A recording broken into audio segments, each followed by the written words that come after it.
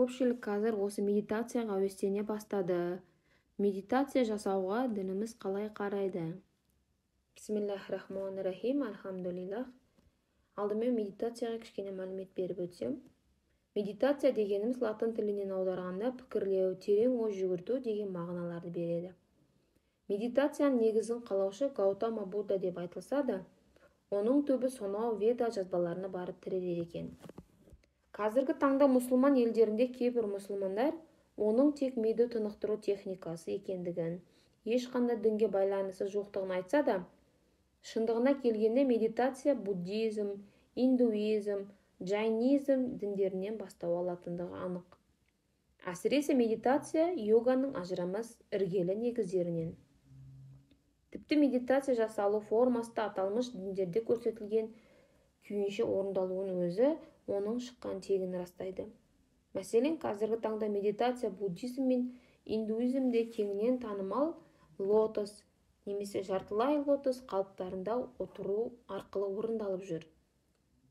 Медитацияның көптеген түрлері бар. Атап айтсақ, визуалды медитация, дыбыс медитациясы, энергия медитациясы, сезім медитациясы, буддизм медитациясы, мантра медитациясы, діни өлеңдер айтумен орындалатын медитация, зейін медитациясы, тағы басқа соларсыз. Медитация дағдысын ислами тұрғыда қарастыратын болсақ, исламда зікір ету, пікір ету, намаз оқу, мухасаба жасау, яғни өткенін есепке алу, мурақаба, яғни көкейіндегі зиянды ойларды өшіріп, Алла жүрегімдегіні көріп тұр деген ой қалыптастыру, немесе жаратушының жақындығын жүрекпен білу сияқты дүниелер бар. Бұлардың бәрі пікірлеумен, терең ойлаумен тығыз байланысты. Намаздың өзін алып қарасақ, пайғамбарымыз саллаллаху алейхиссалам намазды хушумен оқуды үйреткен. Бар ойы намазға шоғырландырып, бейне бір Алланың алдында тұрғандай сезімде болуды үйреткен.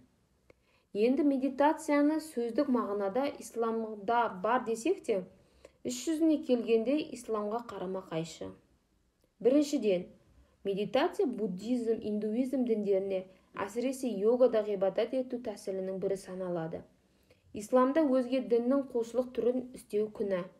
Құранда бүгін сендерге діндеріңді толықтырдым дей келе, бөтен нәрселерді дінге кіріптар етуді тыйған. Өзге діндегі құлшылық рәсімдерін орындауға мұсылмандар мұқтаж емес.